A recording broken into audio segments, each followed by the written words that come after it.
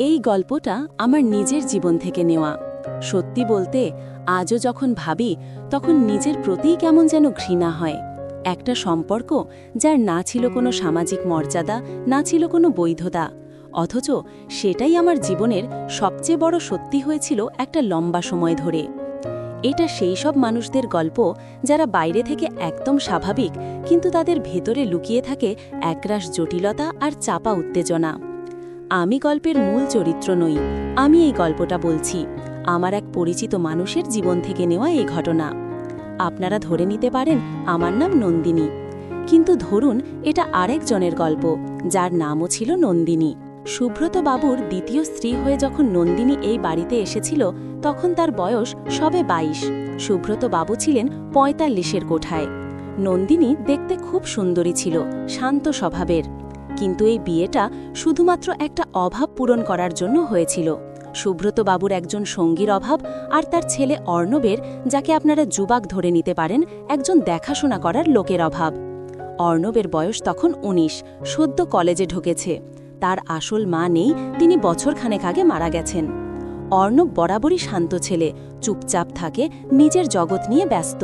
সৎ মায়ের আগমন তার জীবনে একটা বড় ধাক্কা ছিল। সে চাইত না কেউ তার মায়ের জায়গা নিক। নন্দিনীও খুব চেষ্টা করত অর্ণবের সঙ্গে সহজ হতে, কিন্তু অর্ণব একটা অদৃশ্য দেয়াল তুলে রেখেছিল। মা, বৌদি, কাকিমা কোনো সম্বোধনই সে ব্যবহার করত না। দরকার হলে কেবল বলতো শুনছেন, অথবা কোনো কথাই বলতো না।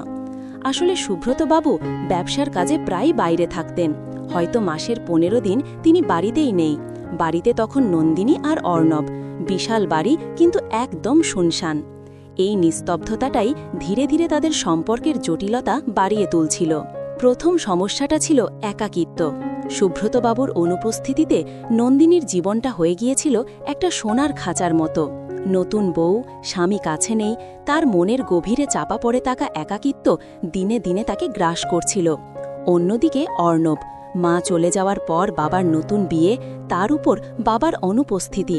অর্ণবও ছিল গভীর হতাশায় ভোগা এক যুবক।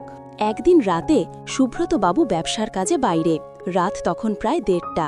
নন্দিনী নিজের ঘরে শুয়ে থাকতে পারছিল না, বারান্দায় গিয়ে বসল। অর্ণবের ঘর থেকে তখন এক ধরনের গোঙানোর শব্দ আসছিল। নন্দিনী প্রথমে পাত্তা দেয়নি, কিন্তু শব্দটা যখন স্পষ্ট হল তখন সে ভয় পেল। দরজায় আলতো করে টোকা দিয়ে নন্দিনী ডাকল, অর্ণব, কি হয়েছে তোমার? কোনো উত্তর নেই। নন্দিনী একটু সাহস করে দরজাটা ঠেলল। দেখল অর্ণব জ্বরে কাঁপছে, সারা শরীর ঘেমে একাকার। কি হয়েছে তোমার, এত জ্বর?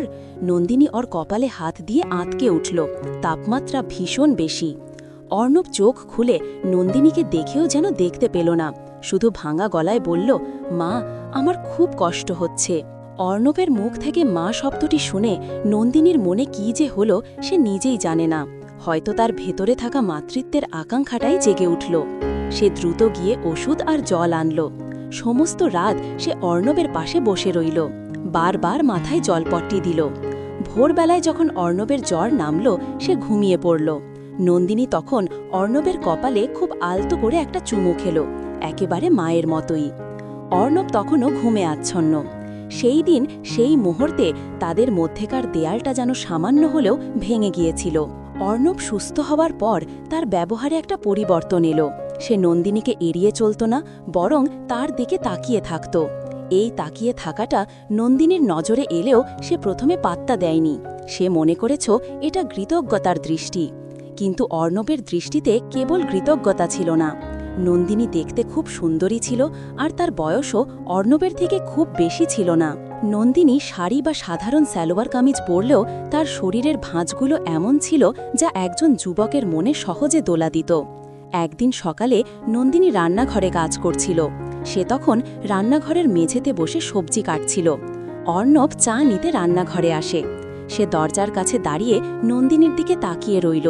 সূর্যের আলো তার জানালা দিয়ে এসে নন্দিনীর মুখে এসে পড়ছিল। তার হালকা ভেজা চুল আর মুখের ঘাম চিকচিক করছিল। অর্ণব নিজের অজান্তেই একটু সময় তার দিকে তাকিয়ে রইল। সেই তাকিয়ে থাকার মধ্যে একটা অন্যরকম মুগ্ধতা ছিল, যা নন্দিনীকেও কিছুটা বিচলিত করল। নন্দিনী যেন একটু অস্বস্তি বোধ করল। সে আলতো করে জিজ্ঞাসা করল, কিছু লাগবে অর্ণব? অর্ণব দ্রুত নিজেকে সামলে নিল। না, চা নিতে এসেছিলাম। এই প্রথম অর্ণব তার সৎমাকে তুমি করে বলল। যদিও সেটার মধ্যে কোনো উদ্দেশ্য ছিল না, কিন্তু নন্দিনীর কানে কথাটা বাজল। সে হাসল। চায়ের জল তো ফুটে গেছে, নাও। এই সহজ কথাবার্তা আর অর্ণবের সেই মুগ্ধ দৃষ্টি এইটুকুই যেন যথেষ্ট ছিল তাদের দুজনের ভেতরে চাপা এক উত্তেজনার জন্ম দেওয়ার জন্য। এরপর সুব্রতবাবু যখনই বাইরে যেতেন তাদের দুজনের মধ্যে এক ধরনের নীরব বোঝাপড়া তৈরি হতো। দুজনেই জানত বাড়িতে এখন শুধু তারা দুজন।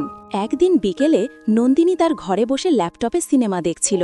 অর্ণব ঘরে ঢুকে জানতে চাইল তার কোনো সাহায্য দরকার আছে কিনা। নন্দিনী বলল, না, তুমি বসো, আমিও তো একা একা দেখছি, তুমি বসলে বরং ভালো লাগবে। অর্ণব ইতস্তত করে বিছানার এক কোণে বসল। সিনেমা দেখতে দেখতে কখন যেন অর্ণব একটু কাছে সরে এলো। তাদের কাঁধে কাঁধে মৃদু স্পর্শ লাগছিল। বিদ্যুতের হালকা একটা শিহরণ যেন দুজনের শরীরেই খেলা করে গেল। নন্দিনী এক মুহূর্তের জন্য অর্ণবের দিকে তাকালো। অর্ণবের চোখ তখন সিনেমার দিকে, কিন্তু তার কান হয়তো নন্দিনীর নিঃশ্বাসের শব্দ খুঁজছিল। নন্দিনীর মনে হলো এই ছেলেই তো সেদিন রাতে তাকে মা বলে ডেকেছিল, আর আজ তার স্পর্শে নিজের শরীরের ভেতরে কেমন যেন এক দুর্বলতা অনুভব করছে। সে দ্রুত নিজেকে গুছিয়ে নিল। সিনেমাটা তেমন ভালো না বলে সে ল্যাপটপটা বন্ধ করে দিল। অর্ণব যেন কিছুটা হতাশ হলো। আমি যাই তাহলে। সে উঠে চলে যাওয়ার সময় নন্দিনী পিছন থেকে ডাকল, অর্ণব, শোনো। অর্ণব ঘুরে দাঁড়ালো। নন্দিনী তার খুব কাছে এসে দাঁড়ালো। তারপর অর্ণবের কপালে হাত রেখে বলল, তোমার বাবা আসলে আমি তো বাইরে যাব, তোমার পড়াশোনা কেমন চলছে খোঁজ নিও। এই বলে সে নিজের অজান্তেই অর্ণবের গালে হাত রাখল। আসলে নন্দিনী তার একাকিত্ব থেকে বাঁচার জন্য এক প্রকার আবেগপূর্ণ সান্ত্বনা খুঁজছিল, আর অর্ণব সেই ইশারাটাকে ভুল বুঝেছিল। সে ধরে নিয়েছিল এই স্পর্শ শুধু সৎ মায়ের স্নেহের স্পর্শ নয়, এর মধ্যে অন্য কোনো দুর্বলতাও লুকিয়ে আছে। সেই দিনের ঘটনার পর থেকে অর্ণব আর নন্দিনী দুজনেই এক ধরনের মানসিক দ্বন্দ্বে ভুগতে লাগল। তাদের চোখাচোখি হলেই এক ধরনের লজ্জা ও চাপা উত্তেজনা সৃষ্টি হতো। অর্ণব নন্দিনীর কাছ থেকে সান্ত্বনা খুঁজত, আর নন্দিনী অর্ণবের মধ্যে তার স্বামীর কাছ থেকে না পাওয়া মনোযোগ আর উষ্ণতা খুঁজত। সুব্রতবাবু সেই সময় প্রায় ৩ সপ্তাহের জন্য ব্যাংককে গেলেন। এই ৩ সপ্তাহ তাদের জন্য এক অদৃশ্য পরীক্ষার সময় ছিল। একদিন সন্ধ্যায় বাইরে খুব বৃষ্টি। অর্ণব নিজের ঘরে বই পড়ছিল। নন্দিনী চা নিয়ে এলো তার ঘরে। চা তো ঠান্ডা হয়ে যাচ্ছিল, তাই ভাবলাম এখানেই দিয়েই যাই। অর্ণব খুশি হল। চা খেতে খেতে তারা সাধারণ কথা বলতে লাগল। কথা বলতে বলতে তাদের আলাপ পারিবারিক সমস্যার দিকে মোড় নিল। নন্দিনী তার স্বামীর মনোযোগ না পাওয়ার কষ্টগুলো বলছিল। অর্ণবও তার মায়ের মৃত্যুর পর বাবার দ্রুত বিয়ে করে নেওয়া আর তার প্রতি বাবার উদাসীনতার কথা জানালো। দুজনেই নিজেদের ভেতরে থাকা কষ্ট আর একাকিত্বগুলো ভাগ করে নিচ্ছিল। আবেগপ্রবণ হয়ে নন্দিনীর চোখ দিয়ে 2 ফোঁটা জল গড়িয়ে পড়ল। অর্ণব কিছু না ভেবেই নন্দিনীর কাছে এগিয়ে গেল। খুব সাবধানে সে তার হাতের আঙুল দিয়ে নন্দিনীর গাল থেকে সেই জল মুছে দিল। নন্দিনীর সারা শরীরে যেন বিদ্যুতের একটা ঝলক বয়ে গেল। সে অর্ণবের দিকে তাকালো। সেই দৃষ্টিতে ছিল এক গভীর আবেগ আর দুর্বলতা। অর্ণব এই সুযোগটা হাতছাড়া করতে চাইল না। সে আরও কাছে ঘেঁষে এলো। তার নিঃশ্বাস এসে পড়ল নন্দিনীর কানের কাছে। ফিসফিস করে অর্ণব বলল, কাঁদবেন না, আমি তো আছি আপনার পাশে। এই আমি তো আছি কথাটার মধ্যে যে কত গভীর অর্থ লুকিয়েছিল তা অর্ণব আর নন্দিনী দুজনেই বুঝতে পারছিল। এই সম্পর্কটা যে আর শুধু সৎমা আর ছেলের মধ্যেকার নেই তা তাদের মন বুঝে গিয়েছিল। নন্দিনী নিজেকে আটকাতে পারল না। একাকিত্ব আর আবেগ তার সমস্ত শালীনতাকে গ্রাস করে নিল। সে অর্ণবের হাতটা নিজের হাতে চেপে ধরল। তারপর সামান্য ইতস্তত করে সে অর্ণবের কাঁধে মাথা রাখল, কেবল একটু শান্তির খোঁজে। অর্ণব কিন্তু শান্তি খুঁজতে আসেনি।